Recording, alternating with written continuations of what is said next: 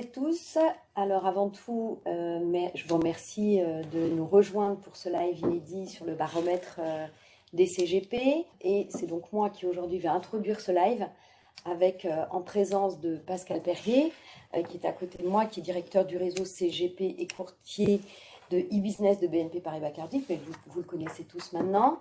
Nous avons avec nous également Fabrice Gilles, qui est CGP sur Paris. Son cabinet est Gilles Conseil, et également Karen Fiol qui nous fait le plaisir de nous rejoindre. Elle est montée de Aix pour venir physiquement faire le live avec nous. Elle est conseillère en gestion de patrimoine également chez Fortune Expert et également vice-présidente de la CNCGP. Donc le baromètre du marché des CGP, c'est une étude qui est réalisée chaque année en partenariat avec Kantar et qui est destinée à prendre le pouls de la profession et de parler donc de vous et de vos clients. Cette année, ce baromètre s'est fait dans des conditions inédites puisqu'on l'a fait à la sortie du confinement et on a donc décidé, plutôt que de le faire par voie téléphonique comme d'habitude, de le faire plutôt par mail et nous avons eu beaucoup de retours de votre part et on vous en remercie d'avoir participé à ce baromètre. Je vais donc laisser la parole à nos hôtes qui vont commenter plusieurs points qu'on a estimés les plus marquants du baromètre.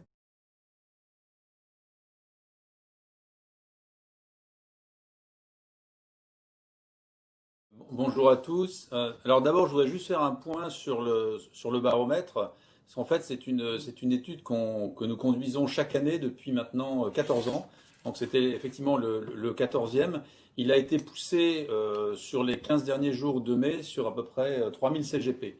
Hein, voilà, donc c'est un échantillon qui est représentatif. Voilà, on essaye de le faire le plus large possible pour recueillir tous les ans votre sentiment sur la profession, sur ce qui se passe dans les marchés, sur ce qui vous inquiète, ce qui vous interpelle. Et là, cette année, j'oserais presque dire que c'était une année un peu exceptionnelle parce qu'on était en plein Covid, en plein confinement, avec des marchés qui partaient un petit peu dans tous les sens. Et on aurait pu effectivement, Sylvain, pour répondre à votre question, on aurait pu effectivement se dire que le moral de la profession aurait pu être atteint. Moi, ce que je dirais aujourd'hui, en ayant vu les résultats, c'est toucher, mais pas couler. Alors, quand je dis toucher, c'est effectivement la profession, à un moment, surtout quand les marchés perdaient 20% en une journée et qu'on s'est retrouvé au mois d'avril à moins 30, on aurait pu effectivement se dire, mais voilà, c'est la fin du monde. Ce qu'on a vraiment vu, c'est j'allais dire, une très forte résilience de la profession vis-à-vis des clients dans l'apport de conseils, mais je laisserai nos amis CGP ici présents mieux le détailler puisque c'est eux qui l'ont vécu. Ce que je peux dire, c'est que nous, les clients, on a vraiment vu qu'il y a eu peu de rachats, c'est-à-dire qu'on n'a pas constaté, nous, dans nos livres, de panique. On a vraiment vu, alors je ne sais pas si on peut parler de sérénité, mais en tout cas, un calme avec du recul face aux événements, et ça c'est extrêmement important. Et du coup, lorsqu'on a effectivement posé la question, quand on vous a posé la question, comment est-ce que vous abordiez cette crise, eh bien, donc des chiffres qui peuvent paraître surprenants de prime abord, mais si on le remet dans le contexte de ce que je viens un peu de vous dire, eh bien, ils sont pas complètement farfelus, ils montrent une capacité de réaction, une résilience de la profession, hein, puisque à 58%, vous vous dites serein. Alors, on constate une toute petite nuance, j'allais dire, entre les cabinets les plus importants et les plus petites structures, ou dans les plus petites structures, mais ça, c'est pas normal. Il y a peut-être une inquiétude un tout petit peu plus marquée, parce que quand on est plus gros, ben, on se sent plus fort pour traverser les crises. Et donc, je dirais que le résultat, il est normal. Il ne marque pas de différence significative. Voilà. Donc, pour démarrer ce débat, cette discussion, en réponse à votre question, Sylvain, oui, on a des chiffres qui montrent une résilience et une confiance malgré tout, malgré la crise, dans l'avenir des CGP. Oui, et puis 4% de très inquiets, c'est très peu, en fait. Et c'est lié à un point qui est majeur, c'est que nous n'avons pas perdu de clients. On n'est pas comme les hôteliers, comme les compagnies aériennes. Nos clients étaient toujours là. Ou même, sans parler de grands groupes, on a aussi les chirurgiens dentistes, les kinés qui n'ont pas pu exercer. Donc nous, on avait nos clients. Donc nous, on pouvait continuer d'apporter évidemment ce service. Et puis il y a un autre point aussi, c'est que le CGP, il est multi-accrédité. Donc notre domaine d'action est large. Hein. On a la compétence juridique appropriée pour le conseil, le CIF, l'assurance, l'immobilier, enfin le courtage en prêt aussi. Et donc finalement, on peut tout le temps rebondir avec nos clients. Ça a sans doute été plus difficile pour des gens qui faisaient que de l'immobilier, mais cela ne sont sans doute pas traduits dans votre étude puisque vous interrogez que des CGP, et donc du coup là c'est un peu... Et puis il y a un autre point aussi, c'est que bien qu'on continue à donner du conseil, dans la manière dont on traite nos clients, on avait déjà l'habitude de communiquer en digital avec eux, donc il n'y a pas eu de rupture. Et la deuxième chose qui est apparue, c'est que compte tenu de la panique, on va dire, reptilienne pour eux-mêmes, il y a eu plutôt des questions sur d'autres aspects de la profession liés à la prévoyance, liés à tout ce qui peut entourer notamment les successions, qui ont été à l'honneur pendant cette période-là et qui continuent maintenant. Oui. Voilà un peu pourquoi on peut être à peu près serein. Et puis il y a aussi, je pense, l'agilité de nos structures. C'est-à-dire que, bon, des très grosses structures, il y en a, et heureusement, c'est la fierté aussi de notre profession, mais majoritairement, on est plutôt des petites structures. Et finalement, quand on est petit, on est agile. Et quand on est agile, et une fois qu'on a mis en place son plan de continuité, une fois, on est reparti. Et donc, ça marche. Et c'est l'inactivité finalement qui rend inquiet. Voilà. Ouais, et donc, juste pour conclure sur un chiffre qui n'est pas dans la slide, mais qui est la dernière question de l'étude où on demande au CGP quel est votre sentiment positif sur vos perspectives d'avenir. Ouais. Donc là, on les a testés sur est-ce que vous êtes inquiet, mais comment vous voyez les perspectives d'avenir. Et donc, on est, pour la 14e fois, on est à 82% de vision optimiste sur les perspectives d'avenir, qui se maintient pratiquement sur les plus hauts. Donc, vous voyez, même la crise n'a pas altéré la vision vers le futur. Ça, c'est intéressant.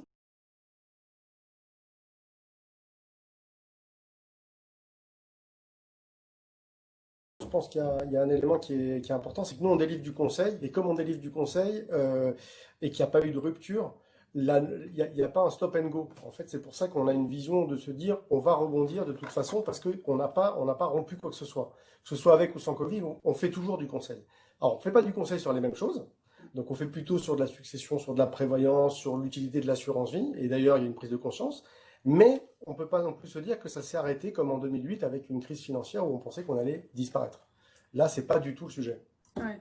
Oui, et puis il s'agit d'un choc aussi exogène. Donc en fait, tout le monde a été surpris au même moment, tout le monde a dû s'adapter au même moment, tout le monde a dû s'organiser au même moment. Et c'est pas comme en 2008 où en fait on avait une crise évidemment financière, mais une crise de confiance. Moi, je vois deux éléments très, très complémentaires, effectivement. Le premier, c'est la nature de la crise. C'est-à-dire que là, comme tu le disais, c'est un choc exogène, c'est une crise sanitaire, sociétale, écologique, tout ce qu'on veut. Mais on est, en tout cas, au jour d'aujourd'hui, on est capable peut-être un peu de la normer dans le temps, quand bien même on se dit, on aura peut-être jusqu'à l'année prochaine, mais on sait que ce virus, un jour, on aura sa peau quelque part. Alors qu'en 2008, c'était le système lui-même qui était en train d'imploser. Et on n'est pas du tout dans la même nature de crise, ni dans la même nature de perception. Mais le deuxième élément, c'est qu'on a quand même plus de 100 milliards d'euros qui sont... Alors on dit, oui, c'est les riches, évidemment, c'est ceux qui ont plus d'argent qui peuvent économiser. Mais malgré tout, c'est de l'argent qui n'a pas été consommé, qui probablement ne reviendra pas complètement vers sa destination d'origine qui est la consommation et qui pourra être thésaurisé. Donc pour vous qui êtes, comme tu le disais Fabrice, des conseillers de patrimoine et un conseil en gestion d'actifs pour la suite, eh bien c'est quelque chose, voilà, c'est du travail pour devant, quoi. Et on a du travail devant, et surtout l'autre élément, c'est que les gens ont compris d'où venait la crise. Il n'y avait aucun élément, il n'y avait aucune ambiguïté là-dessus, et c'est pour ça qu'on n'a pas été... pas agressé, mais on n'a pas été titillé là-dessus, puisque tout le monde a compris très simplement ce qui se passait. Oui. Ouais. Et effectivement, et encore une fois, donc je redis ce que j'ai déjà dit tout à l'heure, mais on n'a pas vu du tout de panique chez les clients. Non, Non. Hein, non, c'est plus à vous de nous le dire parce que vous êtes en non, contact avec eux, mais nous, les flux qu'on a vus, il n'y a pas eu de de flux vente. sortant Non. de Non, vente. enfin, les rachats ou les retraits qu'on a eus, enfin, pour nous, en tout cas, ça a été des profs libres, Oui, qui avait des besoin. chirurgiens Qui avait dentistes, besoin. des kinés, qui, bah, une fois qu'ils ont consommé leur bas de laine, et ben voilà, il fallait un petit peu aider. Mais c'est très, très contenu Et aussi. l'État a été très réactif parce que toutes ces professions libérales ont tout de suite été soutenues Ouais. très rapidement, Ouais. dans l'espace de 1 mois. Et donc, ils n'ont pas eu forcément à taper chez nous, même s'ils l'ont évoqué en venant nous voir. Oui, complètement. Exactement. Enfin, en venant nous voir. En visio. Oui, en visio. Et alors, ce qui a été intéressant, enfin nous, ce qu'on a constaté donc, dans les rachats, effectivement, c'est des rachats qui étaient motivés par un besoin Ponctuel. ponctuel en fait. Hein. Et on a vu les rachats essentiellement se faire sur le fonds général. Oui. Hein. C'est-à-dire que les clients, ils ont fait la liquidité là tout de suite, mais ils n'ont pas été faire de la liquidité sur des marchés à moins 20 Ou à moins 30. ou moins 30%. Au contraire, sur les arbitrages, on a constaté qu'il y avait pas mal d'arbitrages d'opportunités qui s'étaient fait à ce moment-là. Après, dans la vision dont nous on a présenté les choses, on leur a dit soit on en remet, soit on fait rien. Oui. Parce qu'on ne voulait pas à moins 30 leur demander de prendre une gamelle, parce que ça n'a aucun sens pour nous.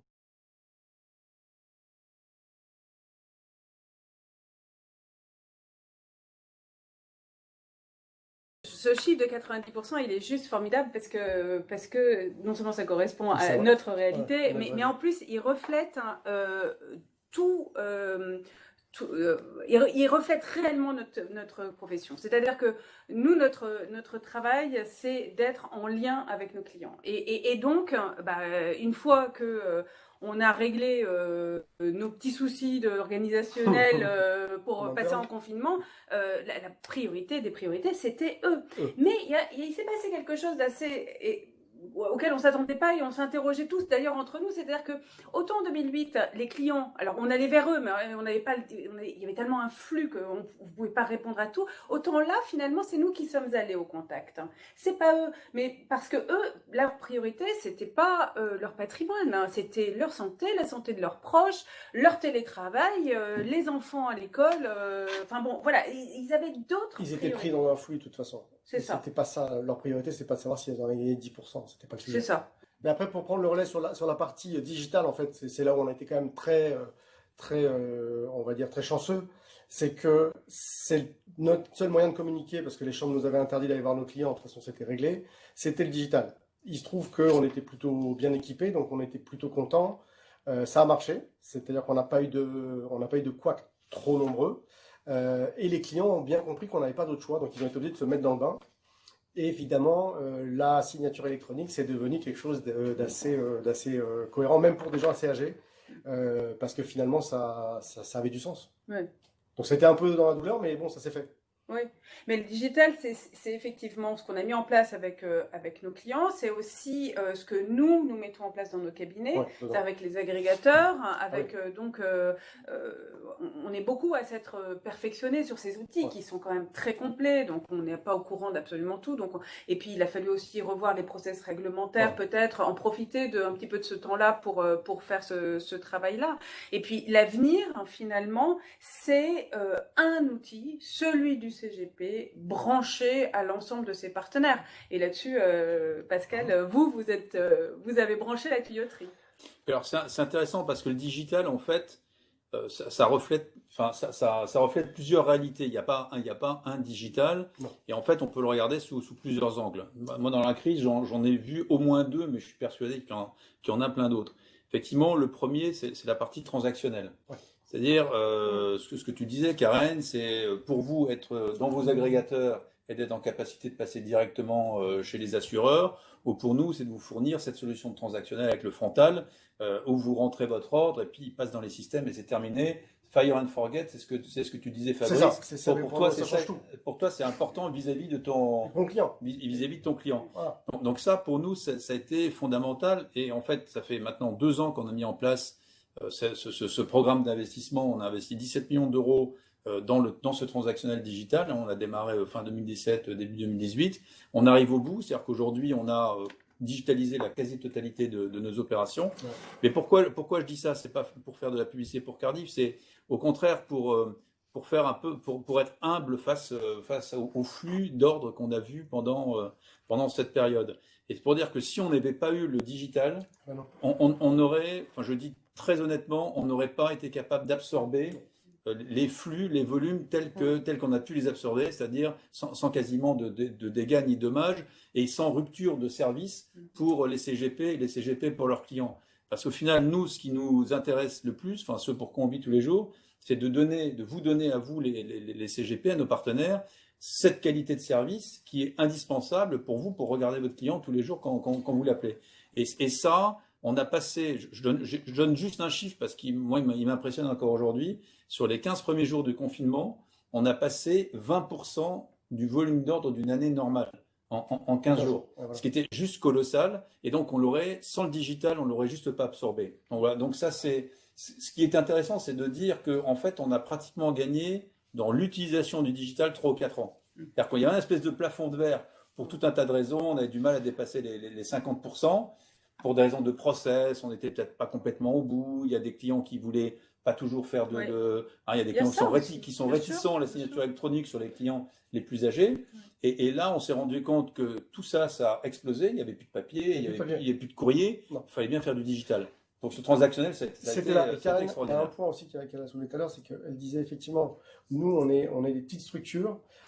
On se doit d'avoir un niveau de service qui soit équivalent à des grosses structures, parce que sinon, il n'y a pas de confiance vis-à-vis de nous. Exactement. Et la notion d'agilité est la meilleure. Or, nous, si on n'a pas de digital, on ne peut pas être agile. Dès lors, du fait qu'on est adopté peut-être plus vite que les autres, c'est ce qui nous a servi. Oui. C'est ça dont on a besoin, on n'a pas le choix. Ouais. Et puis le deuxième élément, mais vous en parlerez aussi vis-à-vis de vos clients, c'est que on est dans des métiers de relations physiques. C'est-à-dire que vous, avec vos clients, parce qu'on parle d'argent, on parle de connaissances clients, il faut connaître ses clients, il faut les connaître entièrement et intimement dans leur patrimoine, dans leur composition familiale, dans tout. Et donc la relation physique est extrêmement importante. Et nous, c'est pareil, nous, les fournisseurs avec vous, se voir pour établir la confiance, c'est essentiel. Et là, cette proximité physique est partie en éclat, n'était plus possible. Et on a quand même réussi à maintenir par la mise en place de ce que moi j'appelle un nouvel écosystème de communication avec des nouveautés. Celle-ci en fait partie, donc ce sont les rendez-vous experts. Là, je crois qu'à l'époque c'était 2 fois par semaine, maintenant on les a espacés un petit peu.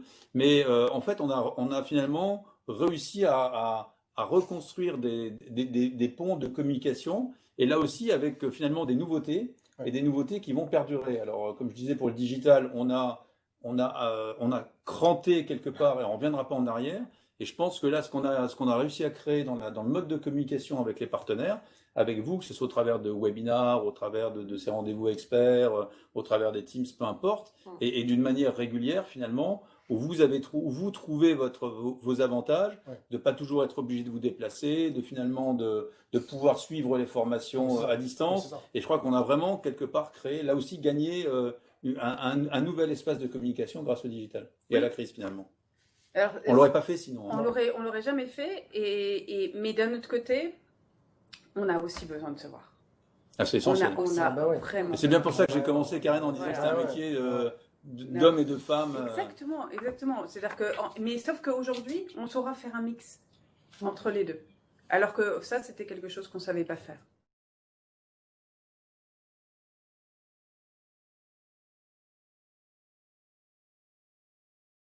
Nous, enfin, au-delà même d'être content à 89%, c'est que c'était juste nécessaire, on ne pouvait pas travailler autrement. Donc ça, comme je disais tout à l'heure, ça a plutôt bien marché. Après, comme on dit, la communication, c'est aussi, il n'y a pas que le transactionnel, il y a aussi de la prise d'information, parce que même si le monde s'est arrêté avec nos clients, les nouveautés fiscales, elles ont continué à tourner, tout ça, ça continue à tourner, donc il fallait bien se mettre à jour. Et le rôle notamment de nos assureurs, c'est aussi de nous alimenter sur ces infos-là. Et ça s'est pas arrêté parce qu'effectivement, il y a des nouveaux modèles qui se sont créés. La seule chose qu'on a constaté, nous, c'est qu'on avait de plus en plus accès à de l'information de qualité, on perdait moins de temps. Et ça, c'était quelque chose de décisif, c'est-à-dire qu'on nous a proposé des choses plus, on va dire, plus added value, il y a plus de choses dedans. Et ça nous a permis de sélectionner ce qui nous intéressait et ça a permis aux gens de s'organiser en fonction de ça. Donc c'est très bien. Mais c'est vrai que les partenaires, hein, une fois qu'ils ont mis en place, enfin, une fois que vous avez tous mis en place votre plan de continuité, hein, après il y a eu énormément d'initiatives, hein, qui ont été indispensables pour notre quotidien, hein, Ouais. et ça a très bien marché. Donc oui, ce chiffre-là, je pense ils vous ont, enfin, personne n'a menti, quoi, hein, parce que c'est une réalité. Ouais. Moi, ce que je retiens de cette période, tu parlais d'agilité tout à l'heure, des petits cabinets. Les petits cabinets, ouais. Moi, j'ai été surpris, parce que j'aurais jamais cru qu'on soit en mesure de le faire, de l'agilité des gros éléphants que sont nos grosses structures, quelque part. On a tous, et mes confrères, été extrêmement réactifs. On a pris des risques, mais on a pris des risques qui étaient nécessaires Pour travailler.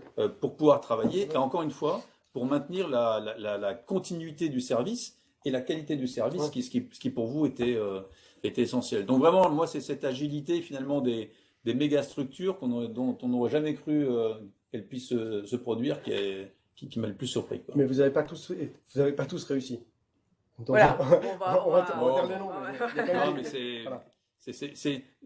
je pense qu'il ne faut pas dans ces période-là jeter la pierre, Non, parce que non, c'est non, vraiment, non. C'est un constat. C'est pas jeter la pierre, c'est un constat. ça Voilà. a été facile pour personne. Non, Ah, non. mais non, effectivement.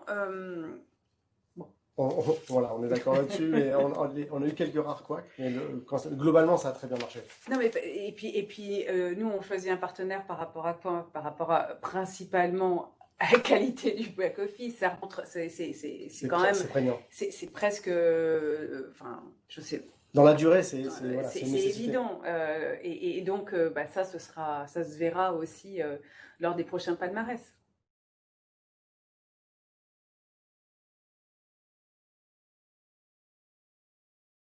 Je reprends un peu ce qu'on s'est dit tout à l'heure, hein, mais en fait, les clients, leurs difficultés au moment de la crise, leur préoccupation, c'était leur santé, la santé de leurs proches, c'était l'organisation de leur quotidien, enfin d'ailleurs un peu comme nous, hein, d'ailleurs, c'est pas. Et puis 2020, c'est une crise sanitaire. Les clients comprennent parfaitement que si les entreprises ferment, elles produisent pas, si les gens sont chez eux, ils consomment pas, et que donc ça crée de l'affolement. Ben voilà. Et parce que ça crée de l'affolement, ça se traduit sur les marchés. Alors je simplifie évidemment, mais c'est comme ça qu'ils ont réagi. C'est pour ça que je pense qu'ils sont pas venus directement vers nous et que c'est nous qui avons dû aller à leur contact.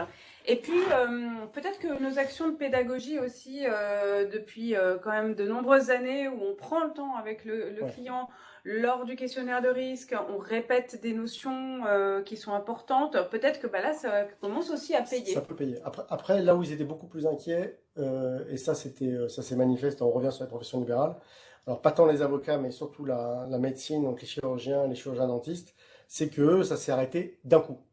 Donc eux, ils étaient pas tellement inquiets pour leurs finances, mais ils étaient surtout inquiets pour leur activité, parce que malheureusement, ça s'est terminé. Et donc c'est pour ça que ceux qui ne sont pas dans ce domaine-là sont plutôt sereins, parce qu'il y a des gens qui ont été payés, il y a des chômages qui ont été mis en place tout de suite, même des gens dans la restauration, ça continue. Le fait est que leur priorité, comme tu disais, c'était pas leur portefeuille, c'était Non. pas ça le sujet. Non. Donc c'est pour ça qu'on les trouve plutôt sereins. Mais plutôt inquiet, c'est pas, enfin 60% de plutôt inquiet. Enfin, qui n'était pas inquiet Même maintenant. Mais même maintenant, Bien sûr. le couvre-feu, enfin bon, voilà, on a des chiffres, on est abreuvé de chiffres de décès, de lits de réanimation. Enfin ça, Ça oxygène. enfin oui. On peut pas être serein à 100%. Non. 39 Non. c'est bien, ou 36 c'est très bien. Ouais. Moi, je trouve même que les deux chiffres sont pas antinomiques. C'est-à-dire Non. qu'on peut très bien être inquiet et en même temps avoir une certaine sérénité pour l'avenir. C'est-à-dire que l'espace temporel de la réflexion, il est pas le même. Ouais. Je trouve même que 60% plutôt inquiet, ça me semble bas. Par rapport à ce qu'on dit. Dans le contexte, si on a vu 90% d'inquiets, ça m'aurait pas choqué quelque Ouais, part, hein. Après, effectivement, je dirais que le fait qu'ils soient en même temps plutôt sereins, encore une fois, c'est pas incompatible.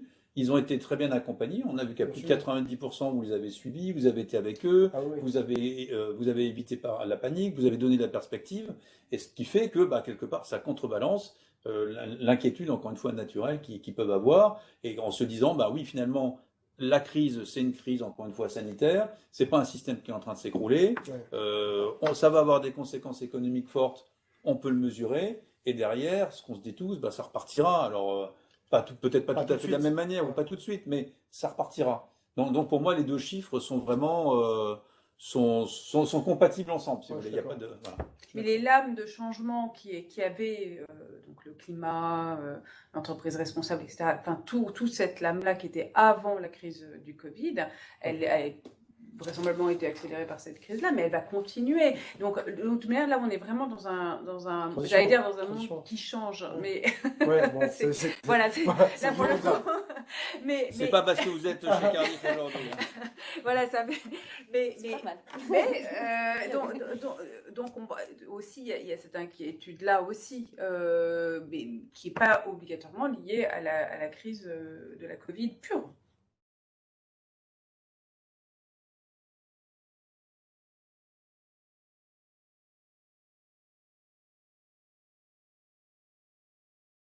Si on n'avait pas eu le Covid, on n'aurait pas ces chiffres-là. Et comme on a été confinés, on a eu 2 mois pour réfléchir pourquoi on était confinés. Et ça, les clients ont été très sensibles à ça. Donc, très clairement, il y a un lien entre les deux. Et en parallèle de ça, on a eu une offre qui s'était étoffée, qui est arrivée à point nommé, on va dire. Je pense que c'est ça. Oui, alors, il y a aussi, enfin, il y a aussi d'autres facteurs. Il y a par exemple, les clients, bah, ils comprennent. Un fonds qui prend soin de la planète ou qui est socialement responsable, enfin, c'est quelque chose qu'ils comprennent. Donc, c'est plutôt très encourageant de voir que ils sont maintenant dans la volonté de comprendre les supports sur lesquels ils sont investis, hein.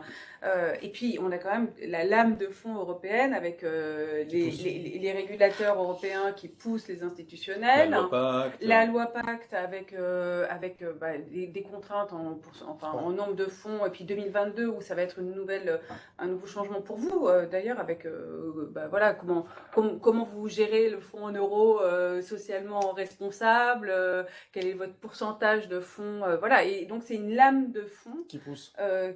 Oui. Ouais. Ouais.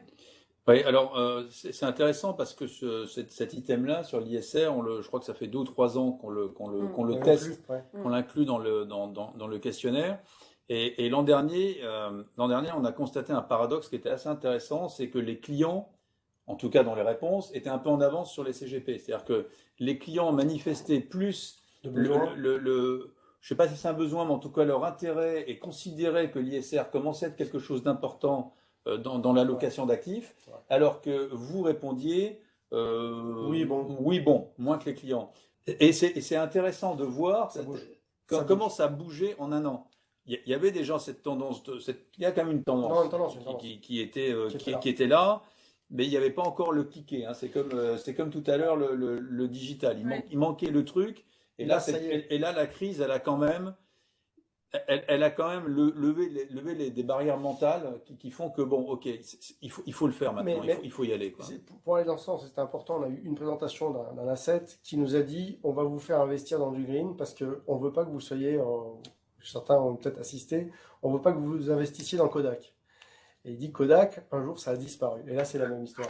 C'est-à-dire qu'ils nous disent voilà, maintenant, si vous n'êtes pas dans l'ISR, un matin, vous ne serez pas dans la bonne boîte. Bon, après, il va falloir que ça se structure aussi, ces fonds ISR. Et on voit bien la volonté du législateur d'essayer de trouver des grilles de lecture communes.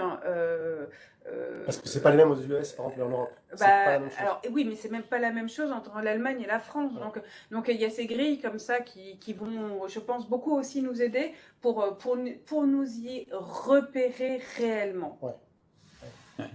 Alors, il y avait une question je crois qu'elle m'était posée, qui parlait effectivement du private equity, parce que ce qu'on voit dans la manière dont on a sondé les CGP, c'est quand on leur a demandé qu'est-ce que vous privilégiez comme offre, qu'est-ce que vous allez pousser en premier.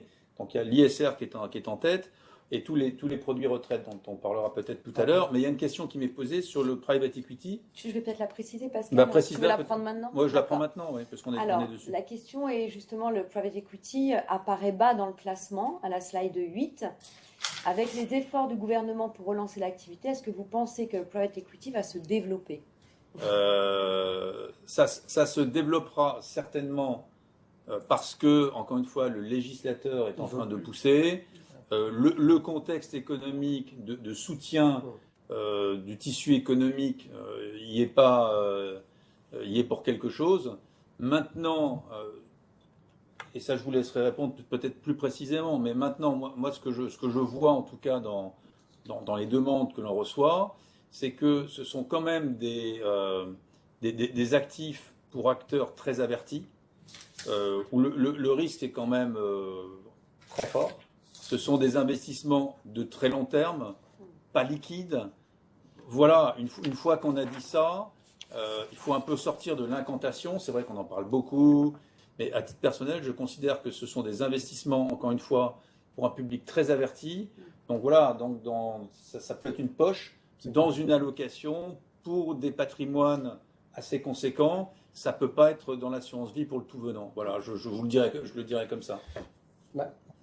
Nous, la perception qu'on en a, c'est que compte tenu du fait de cette notion de temps, déjà on est plus enclin à en mettre dans un contrat de capitalisation parce qu'on sait que si par malheur il y avait un décès, ça continue, au même titre qu'une SCPI. Première chose. Et la seconde chose, c'est que expliquer un private equity à un client lambda, c'est quand même très compliqué. On peut raconter ce qu'on veut, c'est compliqué. Celui qui avertit, qui en fait déjà, lui, il n'a aucun problème. Donc ça rejoint cette vision. Alors en assurance vie, maintenant tu peux avoir le paiement en titre. Alors moi je l'ai jamais, j'ai jamais eu le cas, donc j'ai jamais opéré. Dans le contexte, Ouais. dans un contexte différent, le classement serait peut-être autre, mais dans le contexte, je suis pas étonné qu'on ait l'ISR en premier et la retraite ensuite, Ouais, et le ouais, private ouais. equity qui est quand même beaucoup plus volatile et beaucoup plus risqué, plus en plus à la fin. À la fin. Voilà.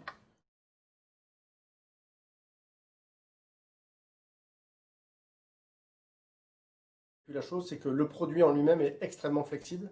Et comme on est dans un monde incertain, les gens cherchent de la flexibilité. Alors que ce soit la mise en place, alors maintenant en plus c'est assez facile. La flexibilité sur les versements, ils versent pas, tout ça, ça les arrange. Le fait qu'en cas de décès, on soit sur une similarité avec l'assurance vie, évidemment, c'est facile à comprendre et à vendre.